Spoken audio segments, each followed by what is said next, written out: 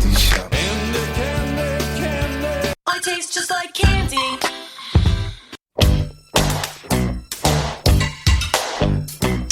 What's up, everybody? Welcome to Ask for Candy, where we talk about healing, self-care, love, sex, relationships, and what it takes to be amazing on the daily. And yes, I am wearing some hair tonight, honey. This is Justine, right? My Brian was saying it. He was like, oh, you look good, honey, but in a respectful way. Don't she look good? You do it in a respect. You give respectful married man compliments. I like that, Brian. We were singing songs. Well, you are welcome. Right? I got to dance around a little bit and, be sassy. I felt like I wanted to channel like my inner Pam Grier 1970 something and my inner Donna Summer and my, I got my leopard on or cheetah or whatever. I feel just, whatever. And then I got my jungle background, my jungle greenhouse behind me. So we're having a little bit of fun tonight. So who I am is CandiceHarperLoveCoach.com. And my purpose with this podcast is to create healthy romantic relationships all around the world through self-love, soul connections, and sweetness. But before we get to that, we're here with our production partner, Celebrity Magazine. And right? What's up, Celebrity Magazine? And we're part of Celebrity TV. And my Brian, who's the editor-in-chief of Celebrity Magazine, is here with me as my Deus Ex Machina. You will hear his voice. You will not see his face. Except for, when do you do your show, Brian? Do you do it on Saturdays? I do it on Saturdays at 10 a.m. Saturdays at 10 a.m. So yes, you can see Brian's face at those times because Brian does his show and you can talk to him and have conversations with him as well, right? Because you go live and people can talk to you. Absolutely. Yeah. And then also, you can watch us on Celebrity.com because we're on Celebrity TV on Celebrity.com. And we're live here every Wednesday at 7 p.m. Eastern and YouTube every Wednesday at 7 p.m. Eastern. We're live and, we share and play replays. You can subscribe to the audio broadcast on Anchor, Ask for Candy on Anchor, iTunes, Spotify, iHeart, wherever you normally download podcasts. And you can also email us at askforcandypodcast@gmail.com to leave your comments, to ask the questions. And those questions, I don't mind answering in a later broadcast. I don't mind using them for future topics. As a matter of fact, people have emailed me about different things. And tonight's topic was from an email that I received. I'm not going to read the whole email because it was a client email. It was a matchmaking client email. And they weren't really looking to create a topic for me. But out of what they wrote, it triggered me to think about some of the other ways that people do what we're talking about tonight. Some of the ways that I've done what we're talking about tonight, being committed to being single AF. And, we're going to go through some of the ways that you can be committed to being single AF. Right? A little tongue in cheek. So for almost 9 years, I have been a relationship coach and a workshop facilitator. And you can go to mywellbeing.com if you want to work with me one-on-one with relationship coaching. So I'm doing hypnotherapy and EFT now. Also, I'm a professional matchmaker and I am this is my big announcement, Brian. This is also why I'm wearing Justine. Right? I am no longer with Talkify. I am now with Luma Luxury Matchmaking. Isn't that exciting? Woo! It's much more boutique. It's very higher end. It's for people who are really serious and they want, quality and they got a little cash. It's a very wonderful service and I feel like I'm going to grow right into it. And it's, just the next step on my matchmaking journey. Granted, my coaching is my first love. Last week on the audio, I talked a lot about, being able to live in my purpose and get paid for something that is something that I love so much. I'm so passionate about and that I'm in my zone of genius. And, the universe just took care of me these last couple of weeks as I made this transition. And I'm not normally one for big change. You would think that wouldn't be the case since, the last time you saw me, I had no hair. You would think that I would be fine with just changing on a dime, but I'm not really. When major life changes happen, sometimes I got to be like, woof, hold on a second, it's going too fast. But you know what? Here we are. And now we're at Luma. So if you want to be matched, you have to get in touch with me and I'll get you on the Luma Rolodex. get some nice quality people out there. So yeah, this is me living into my purpose and the purpose of loving myself. Right? What's that? What'd you say? Say holla back at you. Holla back at me. You just never know. You never know what I can match you with, what you can find.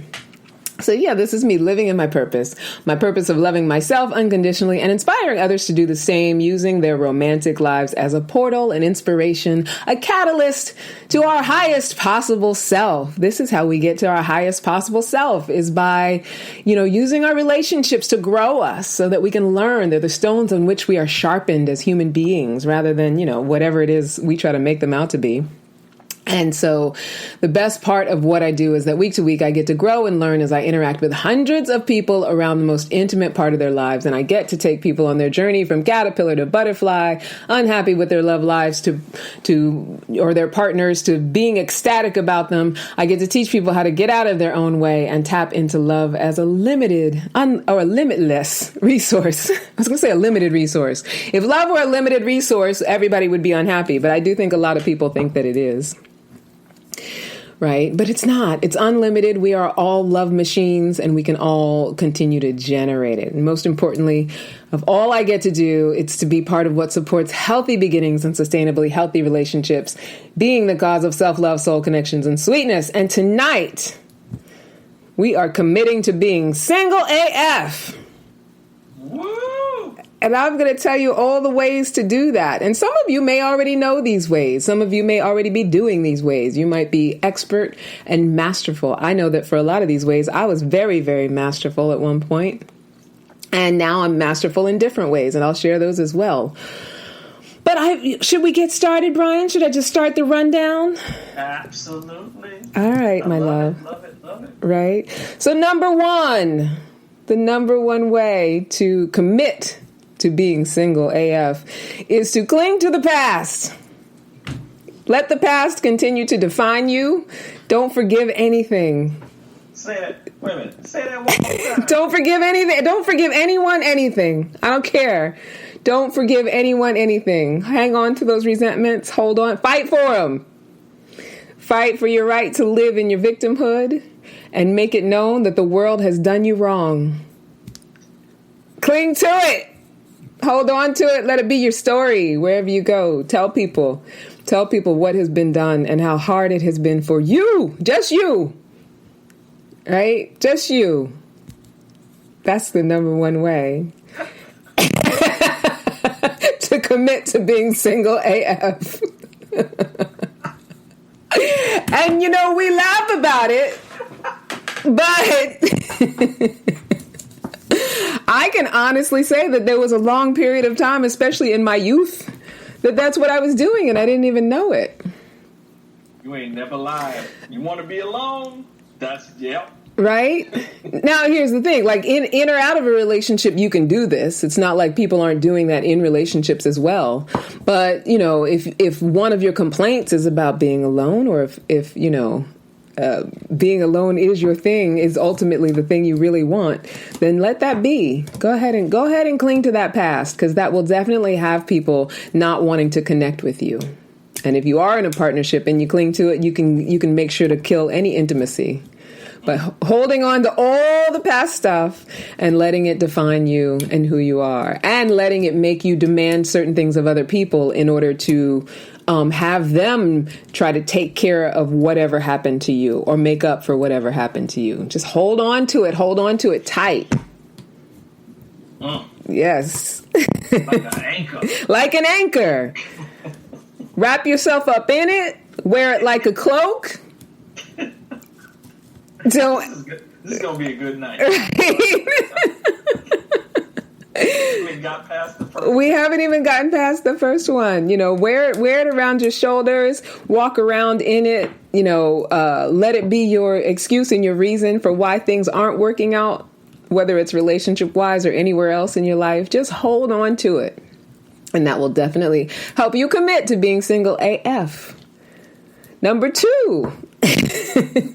And I got a lot of these, because guess what? I've done most of them, if not all of them, and have also committed to healing most of them, if not all of them. So, periods of time where, You are not alone. Right? I like to think so. You're not alone. I like to think so. I think everybody, it's starting off with, I think everybody, when they're single, if they've been single for a minute, they did not want to forgive. Yeah. They did not want to forgive. They did not want to move on. Right. And it's funny, too, because I do meet so many people who are proclaiming that they want love and that they're looking for love, even though their actions may not align with that.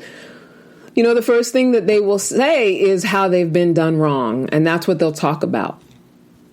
Right. And, you know, we always talk about like narcissism is the sort of a buzzword of relationships, and everybody's ex was a narcissist. I even used to say that, too, about my ex. Right. Everybody always was with a narcissist. Never mind. It takes one to know one. But that in consideration, you know, that's a clinging to the past. Like, you know, I've been through so much. I picked all these wrong people, and something was wrong with all of them. It's a clinging to the past. Right. All right. Number 2. Are we ready for number 2? Yeah, I think we are.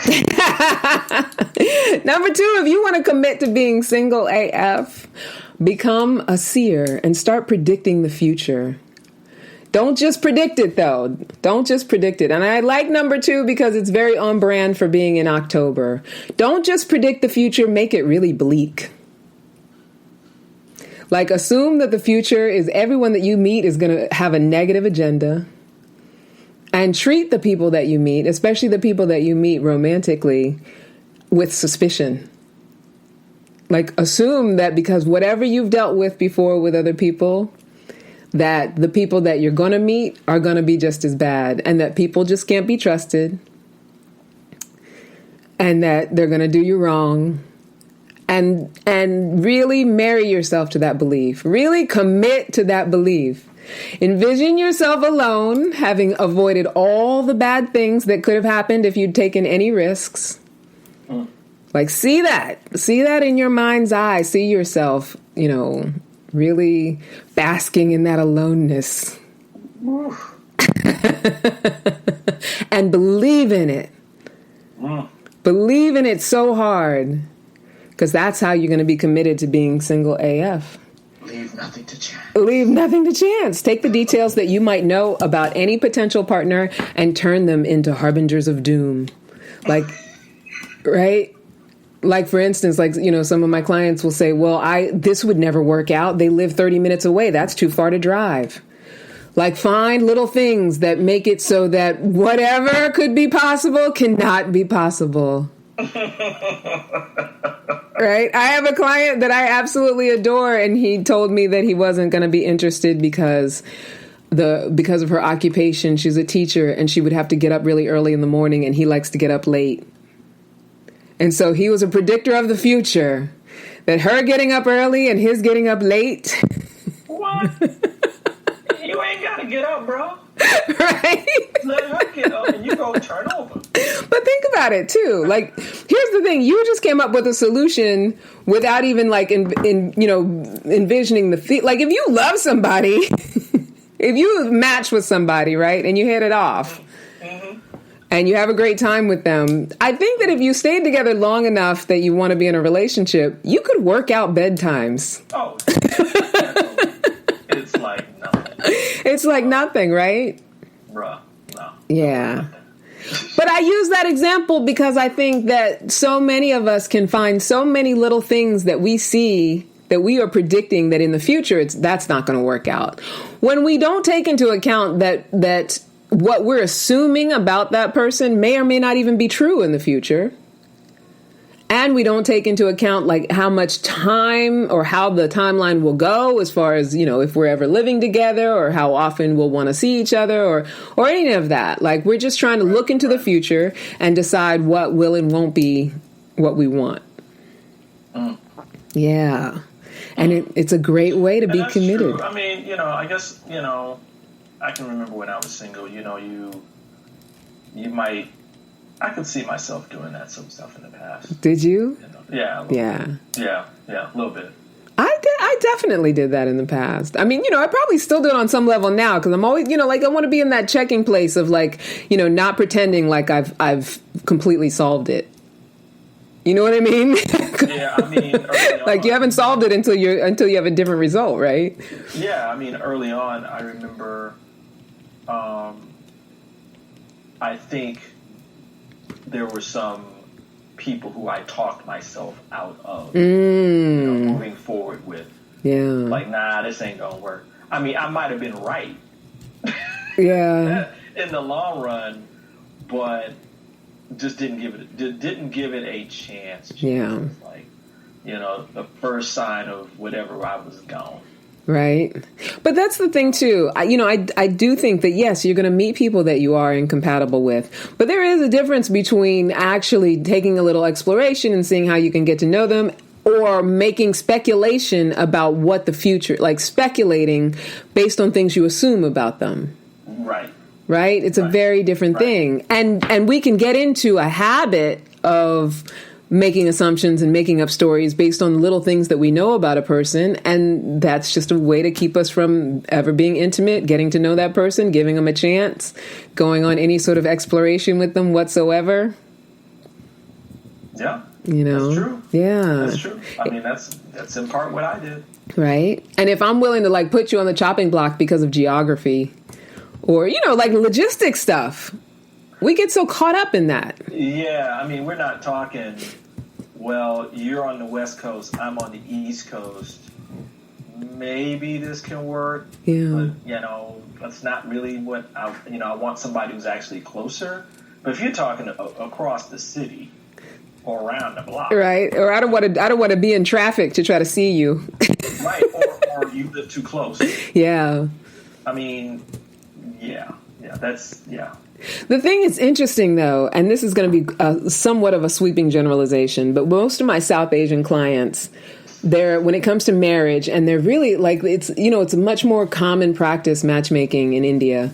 And so there's a certain like cultural understanding that you will travel the distance for your match. That if you are matched, whether it's by your family or a matchmaker, like you work out. If you are on the East Coast and they're on the West Coast, and it is discovered that you are a match, you work it out, and then you get married and you live together. You figure it out. Somebody's going east, or there's none of that sort of like, oh, they're too far. It's like the important thing is that they may be your match anywhere they are in the world. They might be it. Wow. What can somebody get some subsidy on that or something? Right.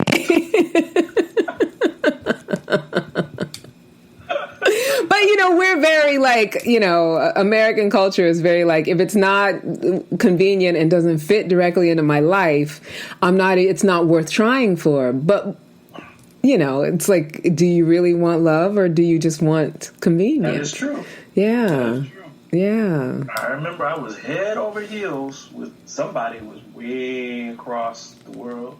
Yeah. I was young then. Yeah. That romantic, the distance. Right. It's romantic when you're young. Exactly. That was so long. Yeah. All right. So number three, if you want to stay committed to being single AF, be a perfectionist. Ooh. Be a perfectionist. Right? Do it. Take it from... Go ahead, Joe. Right? Be a perfectionist. Take it from a recovering perfectionist. Do it. Try it. It will. If you want to be committed to being single AF, it will work. It will definitely work. Expect that the person who is for you will be 100% a fit. Don't bother with anybody if they're not 100% a fit. If you want to commit to being single AF, there will be nothing about them that you don't like. Every aspect of their personality will be agreeable to you, and you will never have to say a word or communicate in order for them to know where you are coming from. Stay on that perfectionism train.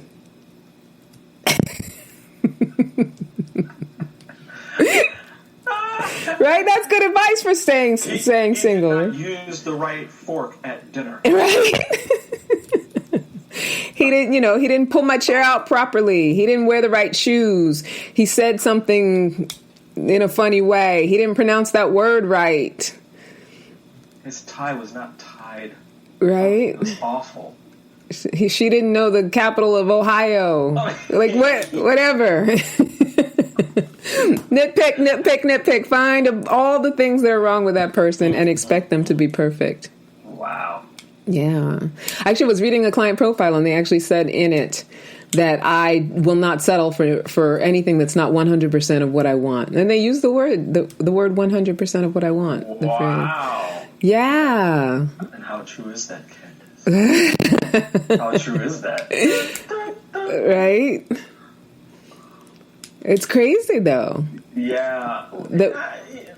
I think people do expect some parts of that to be true. Yeah.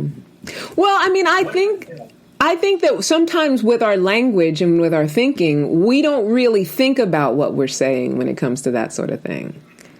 Right? So if I say that I want somebody, especially if I'm someone who has, and we've talked about having a list of the standards, a list of all the things that you want, right? And I'm wanting someone to fit everything on the list. You know, if I think that's what I'm to be doing, I don't question that thought.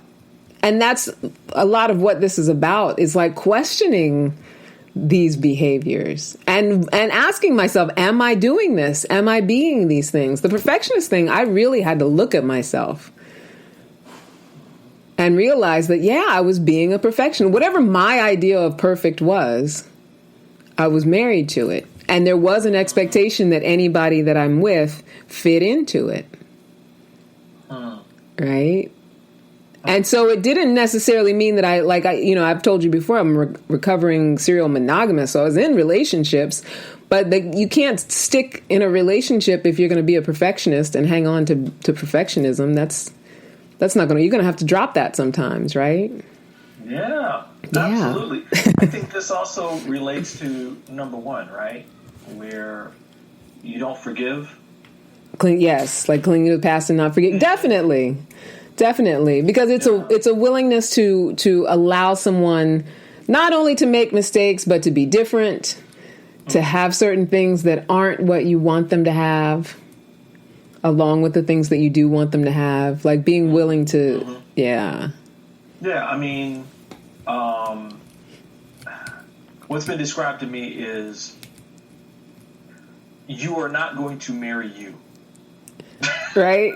I mean, on some level you are, but not in the way that we think. Because we do attract our energy. Like we do attract ourselves. Correct. Yeah. And so I'm specifically talking about you do not marry you in that the person that's coming into your life has had their own life experience, right? Yes. They've been raised a certain way.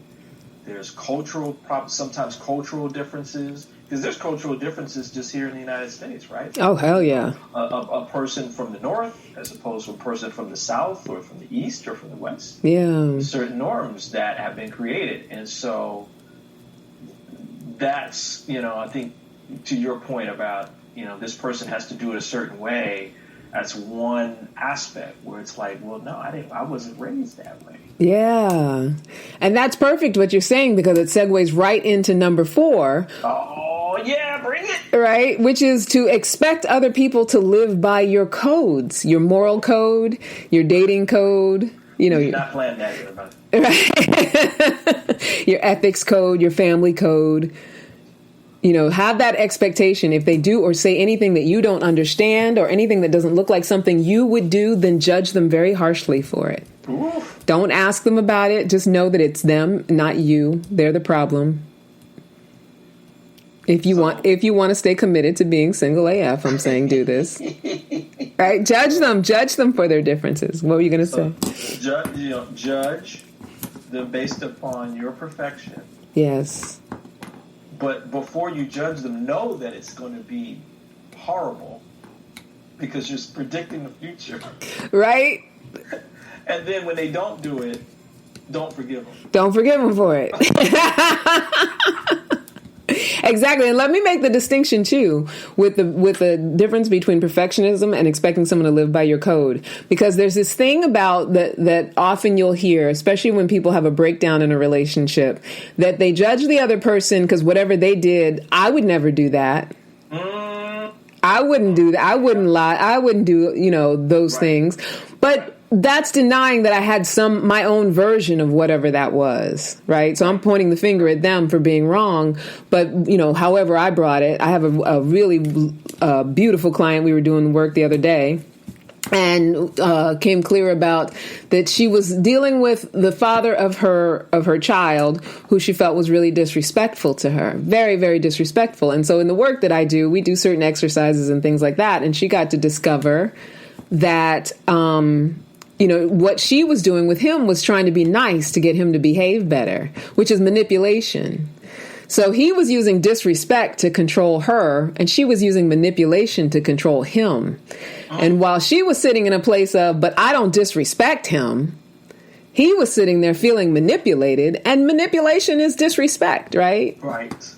So that's what we often do, is that we decide what the moral code is, and then we judge the other person for not living our moral code and deny how we are participating and what we are doing because, we're going by our own code. I can pretend to be nice to make you do something. That's okay. But you can't disrespect me. You see what I'm saying? Mm-hmm. Yeah. I love it. And the reason that I can explain it so eloquently is because I've done it. I've done it. I've had enough relationships to have practiced this. Guilty as charged. To have practiced this with people, expecting them to live by my moral code, my dating code. This is what you're supposed to do when you date. And if you don't know to do these things, then something's wrong with you. Right? If you don't know that you're supposed to call me after a certain amount of time, or that I want to be reached out to a certain amount of time, that you're supposed to spend a certain amount of money, if you don't know that you're supposed to, be sexually free with me when I'm ready for you to, then something's wrong with you. Yeah, we like to pass it off, right? You don't know my code. You don't live by my code. It ain't my fault. It ain't my fault. So commitment to staying single AF. That's all that is. All right, number 5. If you're really committed, this is only for the people who are really committed. Gotta be committed now. Gotta be committed. Do your best not to ever change yourself. Your mind, your beliefs, your whatever limiting thoughts you might have about yourself, your physical fitness, your talents and abilities. Don't practice, don't learn nothing, don't bother. Don't need it. Don't need it, because you are committed to staying single AF, right? Don't feel like you have to grow. Don't feel, Leave them same underwear on. Right. That's all right. Don't change it. To do that. Don't change your BVDs. No. But this is, this one I thought of is more for people who really get stuck in believing that their feelings are facts and not ever wanting to entertain the possibility that what they believe might be unworkable or sabotaging them. People who never question what they believe. People who tend to, let's say, get easily offended by things and, really hold on to that without ever examining or questioning, what really is going on. Right? You just said something that is so, it's not prolific because, it's prolific, but it is something that's so simple, but that a lot of people don't get. Yeah. And they don't understand it. And that is, your feelings are not facts. Right. They're not factual information. It doesn't mean that they don't matter. Right? Yeah. We share our feelings with each other. That's where we learn, right? Yeah, and totally. You tell people about this all the time. But absolutely. You're one of the first people I've seen in a long time to just drop that. Yeah. That's some important information for y'all. Write that down right now. Yeah. Your feelings are not your facts. They are important, but it's not factual information, because your perception based upon your feelings could be based in a completely different reality, right, Kenny? Absolutely. And what's scary and dangerous about that is so many of us walk around in this dream world, right? Of thinking that how we feel about something is the truth. Yes, and the only truth. And the only truth. And we don't question it. We just react and respond to it. So if I feel something about how you feel or how you think or how you behaved, and I make a decision that that's the truth, I could be walking around resenting you.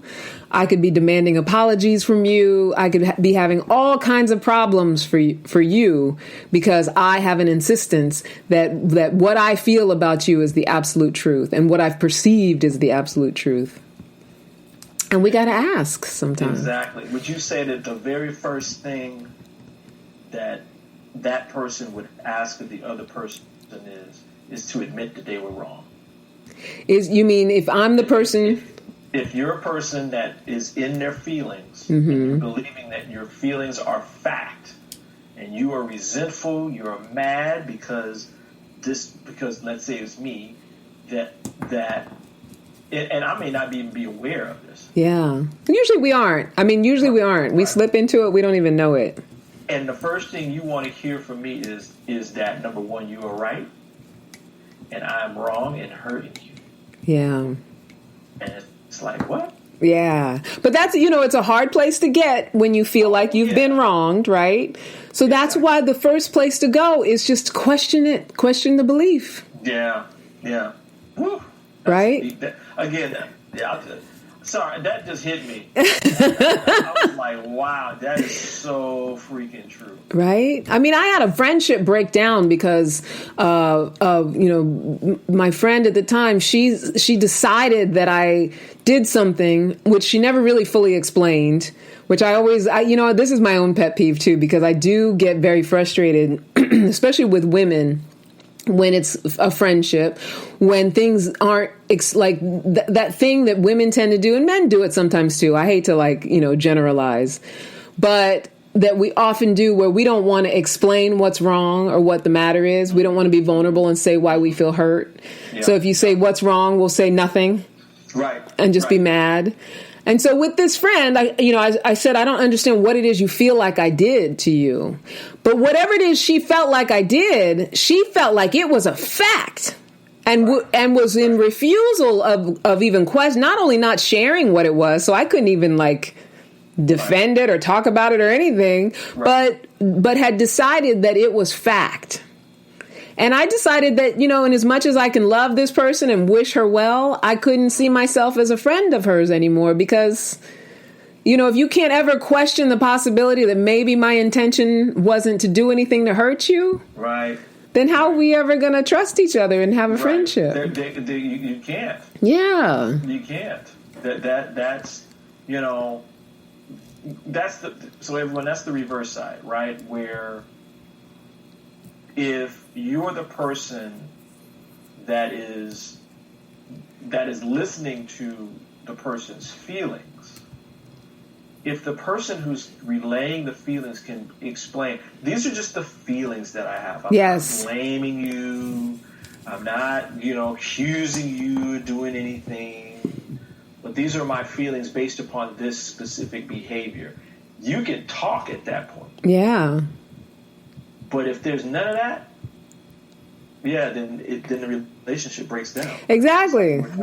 Like if you're going to insist on feeling how you feel and not questioning it and not, then where can we go with that? I think about, and this is real quick. I was thinking about the Oprah Winfrey and Whoopi Goldberg situation. You hear about that? No, there's a situation. No, this was years ago. Oh, they did. I don't remember this. They did Color Purple together. And they did not speak from that point till 25 years later. Is that true? That is true. I have never heard that before. I did not know that. Not spoken, and I'll even post the article. They had not spoken in all that time. Yeah. And I guess Whoopi had reached out. I'm sorry. Oprah had reached out to Whoopi, or Whoopi reached out to Oprah, and Whoopi came on Oprah Winfrey Show. I think this was 2000 at that point. Yeah, 2000 something, 2010. It was crazy. I think it was 25 years. But it was a long, long time. Wow. And then that's when they. You know what they found out? What? They both had absolutely no idea why they stopped talking to each other. That's crazy. And Whoopi and here's the beautiful thing about this, and it beautifully tragic. They both thought that they had done something wrong that offended the other person. Wow. Not that the other person had done anything wrong. They both felt as though they had done something. And it might have been something as innocent as Whoopi got busy. Yeah. Oprah got busy. And they just weren't connecting as much. Yeah. But somehow the thought came into their head like, why are we connecting? Yeah. And after that, their thought was, the saddest thing was we wasted all those years. All those years wasted. But that's the thing, too. As humans, we start writing the story in our head. So we start with the feeling, we believe it to be true, and then there has to be a story that ensues from that, right? So if I really feel like you did something or I did something to offend you, then I'm thinking, she must really be mad at me. She must really hate me. And then I'm like, well, maybe I should just, stay away from her. I shouldn't bother her too much. And let me just, go off in my corner or whatever, avoid her. And if they're both thinking it and everybody's avoiding each other, I guess that's how it happens. Now you take me back to the story I just told about my friend. And I'm wondering if we're doing Whoopi and Oprah.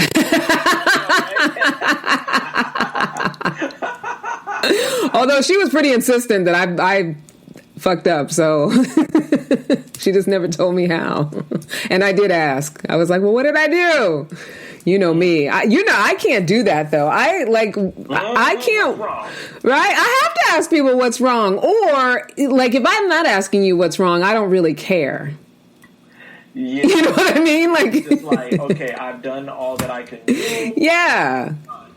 So shall it be written, so shall it be done. Exactly. I've said all I can say, or we weren't that close to begin with, or, whatever it is, I won't offer the bandwidth. And I don't always feel good when I'm in that state because my nature is to want to work it out. I do like to work things out with people. And if I care about you and I feel like you're acting weird, I'm going to ask you and be like, what is up? Exactly. To get clarity and understand. And it's important to be able to do that, whatever kind of relationship. To build a level of trust, right? Yeah, absolutely. But we're talking about how you can stay committed to being single AF. Yeah. We ain't trying to mess up your single thing, y'all. Exactly. We're trying to make sure that Candy tells you about all these ways of staying lonely and alone. And asking people what's going on with them is not going to help you stay committed to being single AF. Don't ask. Don't ask. Mm-mm. Don't wonder. Number 6. Right? Well, actually, number 6 number 6 was what the email was inspired. What inspired the email, or the email inspired number 6, and then the rest came along. Because I had someone email me about all of the physical ailments and reasons why they cannot, why they need a specific kind of person to date. Right. But they had this whole list. And so number 6, if you want to stay committed to being single AF, magnify and identify yourself by your ailments. So just make sure that you highlight all that may be wrong with you in your head. And keep telling yourself that you're the only one who has any problems. You're the only one who's ever suffered physically, or that whatever you suffer physically is a bigger anomaly than anyone else. Let it really be your identity. Right? Because we've all had different levels of experience, somatic experiences, things that go on in our body. Right. And so we could really identify ourselves that way. And that can be workable in some ways. Me, sometimes I'm bald headed. Sometimes I got hair on. Sometimes whatever. I can identify myself as a bald woman. But here's the thing. If I take things like that are, not necessarily considered, classically attractive or whatever, and I make it an ailment, and I make it a hang up, an emotional hang up, and something that's physically wrong with me, and a reason for why someone won't be attracted to me, and that's what I live into, then I'll make sure that I repel anybody. Yeah, you won't let anybody in. I won't let anybody in. You don't want to be with me. Yeah. I remember I had a dear friend of mine that was like that. Yeah. I mean, beautiful, inside and out, just a sweetie pie, would do things and all that. But in terms of opening herself up to be with anybody, yeah. Nope. Do you feel like there was something she was telling herself about not being? Absolutely. Yeah. She had dated this one guy for a long time. Mm-hmm. And she would say he was the one. And I don't know what happened, if he cheated or something. It was something around that. But after that, and I mean, years and years and years and years, she didn't date again. Wow. She didn't date again after that. Yeah. And was, and she stayed alone. Yeah. And when I say you'd look at it like, what the hell? What? I mean, it wasn't like she wasn't attractive. Yeah. Dudes loved her. Yeah. But she's like, nope. I can relate with that. Because what happens is you build up a story of like the things that are wrong. Like, you see and perceive yourself different than anybody else does, right?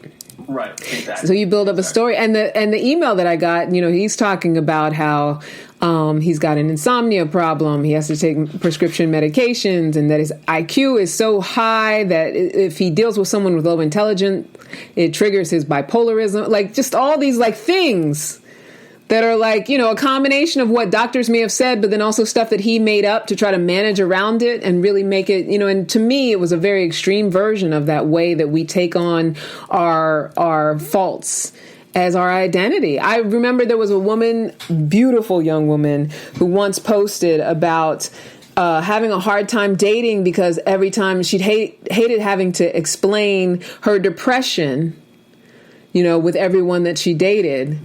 And I remember commenting on her post that, first of all, I didn't say anything about, whether she should claim it or not, but this is my own thought. Like once I call it my depression, I'm claiming it. I own it, right?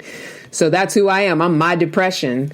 But I did comment to her that, depression is something that you experience. It's not who you are. We experience depression. We experience sickness. We experience ailments and things like that. It's not who we are. It's what our body's dealing with. It's what our bodies go through. Right? Absolutely. Yeah. So yeah, if you want to make sure that you stay single, though, make it who you are. I'm telling you right now, if you want to stay single, you just not pay attention to any of that advice. Sir, you are messed up. All right, everything's wrong with you. Everything's wrong with you. If you want to stay committed to being single AF, just believe that. Yes, just believe in all of the things that are wrong with you and carry them around in a backpack on your back, in a metaphorical backpack. And if anybody comes around, make sure that they know right off the bat, and that's part of your personality and who you are. And the backpack ain't big enough, you can easily get a wheelbarrow. Right? Whatever kind of vessel you need. Right? Honey, do we need to take a commercial break? I feel like we can take a quick commercial break. How about that? Yeah, I mean, we still got a few more, but the time is going fast. But I don't want to always just be inundating the people. I see some people have joined on the watch party. But yeah, let's take a little commercial. Okay, while we do that, we'll be right back, right? All right, yay! All right, good one. And Minnie's up too. Hey, Mama. Hi. Is that Minnie? Aww. I heard her. She went, meow. You want one or two? This one's a minute. You want another minute? I think one is probably good because it's already at the quarter to till. Okay. I figured we should just break it up a little. Time. Of course, my dad called me right in the middle.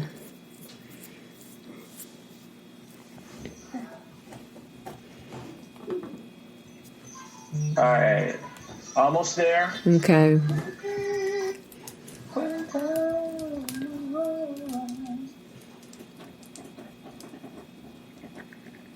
right. About 10 seconds. Here we go. And 3, 2, 1. We're back. And we're back with my list of 10 ways to stay committed to being single AF. And we're at number 7, Brian. Yes, we are. We are. Bring it. So number 7, expect another person to want to fit into your life. If you want to stay single, don't ever feel like there is anything that you need to shift in order to accommodate another person in your world. Everything you're doing should be static.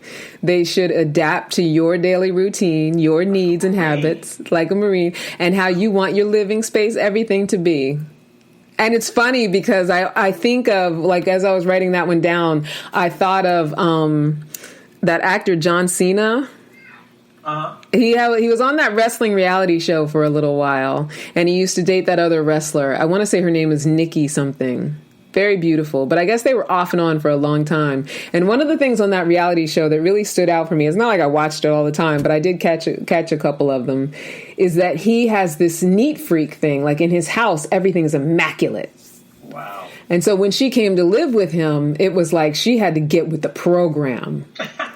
And there, like there was no room for error. Like she just had to get with the program. Like he wanted the house to be spotless, and that's just how it had to be. And so that's just a small example of, what I was sort of referring to with that, how we often, talk about what we want in a partner and what we want in a match with no consideration for the possibility of, am I designing my life in a way that this person I want would be attracted to being in it?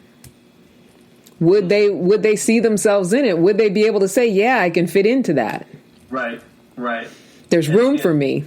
And that goes again to what we were talking about before, like the cultural differences. Yes. Or differences in terms of how you were raised. I mean, everybody has their own idiosyncrasy, right? Yeah. Like how they do things.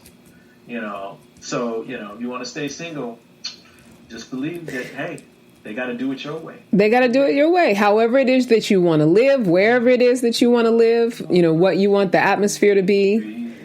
What are you singing? Love on a two-way street. Yeah, it is. On a lonely highway. Yes, exactly. I mean, it has to be that, right? Like we have to be able to accommodate each other and share and get into each other's space.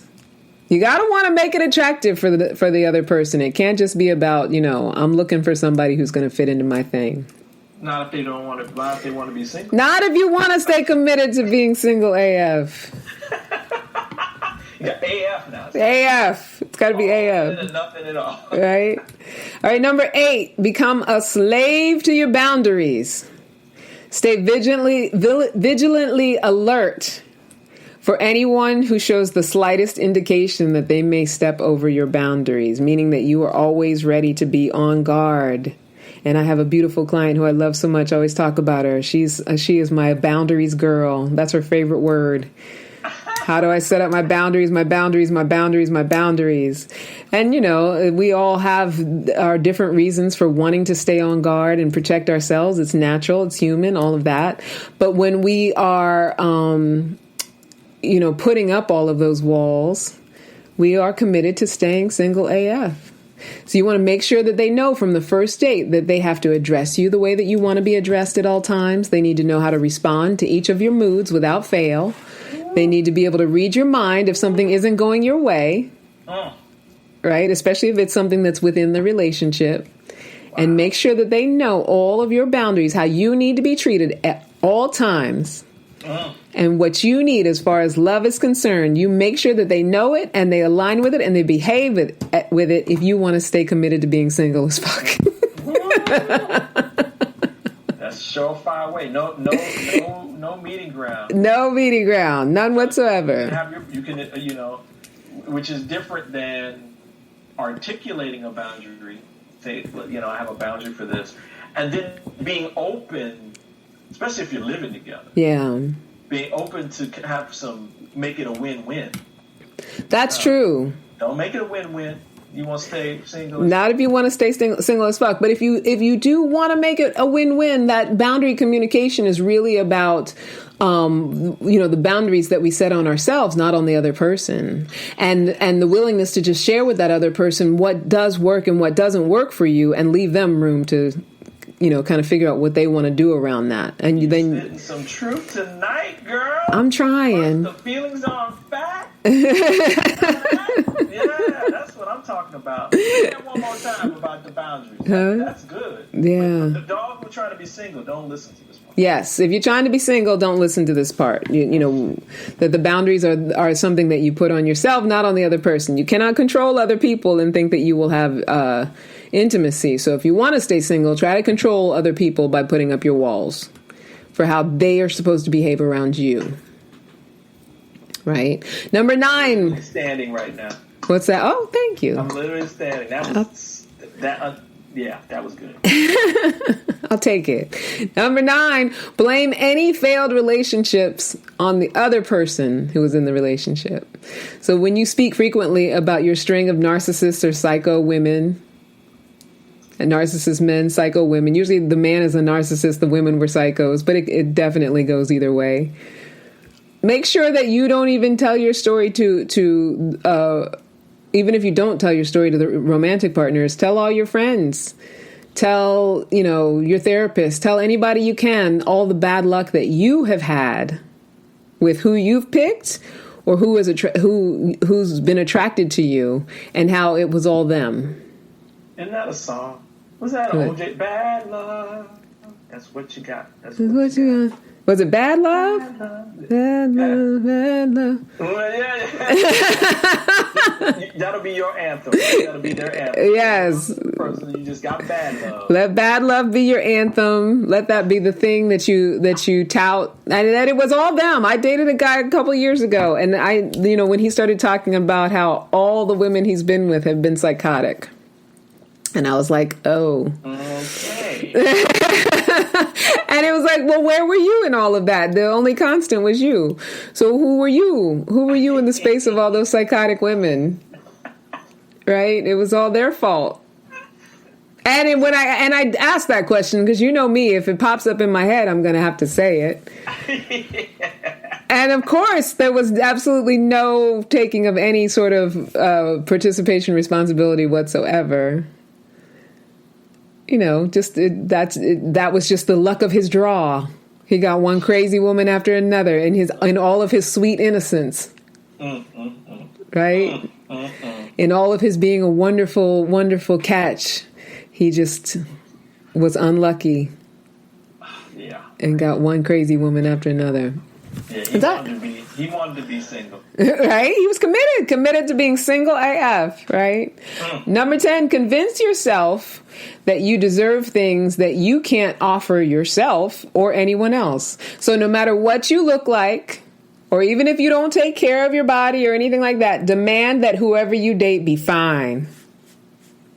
In fact, judge people, right? Judge people on their looks, even well into your older age. Just be talking about how someone has to look good, look a certain way, look youthful. Expect anyone that you spend time with to have money that you don't have, education that you don't have, generosity that you don't have. And don't even take a second. This is if you want to stay committed to being single AF. Don't even consider for a second what you bring to the equation.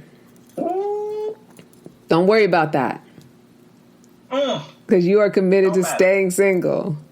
Don't matter. You don't need to bring it. Yes, you don't have to think about what you bring. You don't have to bring nothing. Just expect what you want to be brought to you. The table ain't full when you get there. Right? Then walk away. Then, yeah. Just stay committed. Stay committed.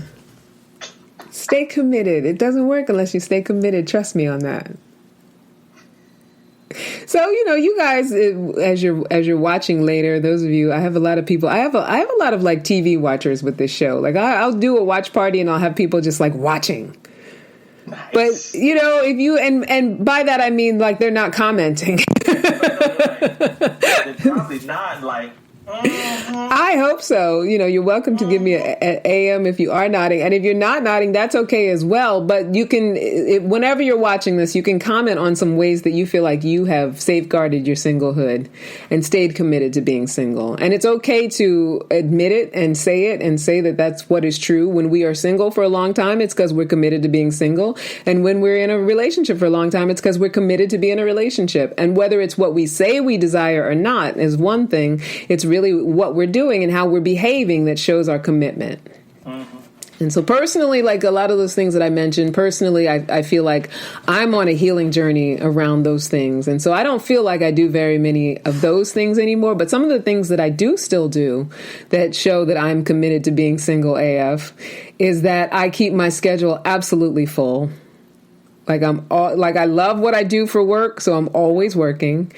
Right. I put all my energy and my bandwidth into personal growth stuff, whatever I want to consume as far as reading things and, you know, listening to my Audible books and things like that, and working out. Like I'm always putting all my time and energy into that and growing my business, like always focused on something.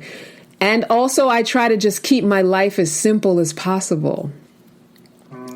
Like what with those things that I'm committed to, though, that's enough figuring out of solutions and, you know, complication that I am all about ease. And so anything that doesn't look like ease, and this is, you know, not a knock or anything like that, but it's something that I have to be in my awareness about. If I get to a moment where I'm like, oh, I don't want to be single, I got to look at, but you're acting like you do. Right. Right. You're acting like you do, right? Yeah. So as much as I can say that I don't want to be, I'm acting like I want to be. And so that's what this was all about. You know, whether you're doing all the things I said above or even a fraction of them, it's just a willingness to be able to say, I say I want something, but am I acting in alignment with what I say I want? And you guys know that that's sort of my mantra, right? How do we act in alignment with what it is we say that we want? Right. Yeah. And it's and thanks for doing this. This is a good reminder for all of us to do a little self-check, right? Yeah. I mean, we got to do that self-check to make sure that, like you said, that we're doing those things that are healthy for us, especially us that are in relationships ourselves, right? Because you can fall into some of this stuff even though you're in a relationship. So thank you. Totally. Oh, you're welcome, honey. You're absolutely right. It is. It's always about going back to self-awareness. And it's always about, you know, when I am in complaint about not having what I want, whatever that might be, am I doing the things that would have me have it, or am I doing other things that have me committed to something else? That's what it always comes down to. Right. So I want you guys to know that every Monday evening, I am doing my online healing circle for women, 6 to 8 Eastern, every Monday, the Epic Circle. And so you can go to meetup.com and sign up for that meetup and come and join us at any time. And we do a lot of work around the stuff that I'm talking about. Last week, I was talking about Byron Katie's The Work, which I have now incorporated as one of my coaching tools. I've been studying it for about 12 years now.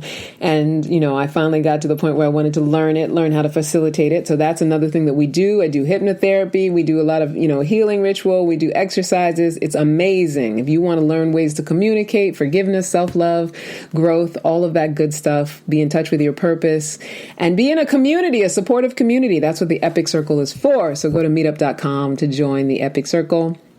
Thank you so much to my Brian, editor-in-chief of Solivity Magazine. Yes, thank you. It's been wonderful. And we want, like, our show. So we have D'Angelo on Friday night at 7, right? Yes. We have Javier on Thursday night. At 6. At 6 o'clock. We have, who else? We have Francesca and Natasha. On Wednesday at noon. We've got Betsy DePico on Wednesdays at 9:30. We got Alexa Marine on Monday and Thursday at 9 o'clock. Oh. And then live with Jesse and Mel at 5:30 on Sunday, Mom and Dad. We know Jesse and Melva, Mom and Dad, yes. That's right. They're breaking it down, y'all. If you haven't seen it, you're missing out. I love it that you put your parents to work. Oh, hey, they put me. So also follow us on Instagram at Ask for Candy Podcast, at Candy Love Coach, at Solivity Magazine. And don't forget to subscribe to our YouTube channel, which is Solivity Magazine on YouTube. Yep. Solivity Magazine on I'll YouTube. put it right in the chat right now. Okay. That everybody can go check it out. And if you know, one thing that I've noticed too, if folks have questions or comments even after the show, please just post them to the feeds. Yeah. You will see them. Our host will answer. You know, if you're a little shy during the live show, you want to do something afterwards, just go ahead and respond. Right? Make sure that our hosts get the information and they can respond back to you. Yeah, like for instance, if you're watching this one, let me know how you feel about Justine. I want to know how people feel about my look tonight. Leave your comments. Now be nice. don't be posting nothing provocative with your behind. Not unless it's really complimentary. As long as it's not disrespectful, right? All right. All right, my loves. Until next time, never forget that you are a love machine. If you ever start to feel like you aren't getting the love you need, just make more and then ask for candy. I love you so much for being here. Mwah, mwah, mwah. Bye now. All right, we out. Yay! Great show, girl. Thank you, honey. That was a fun.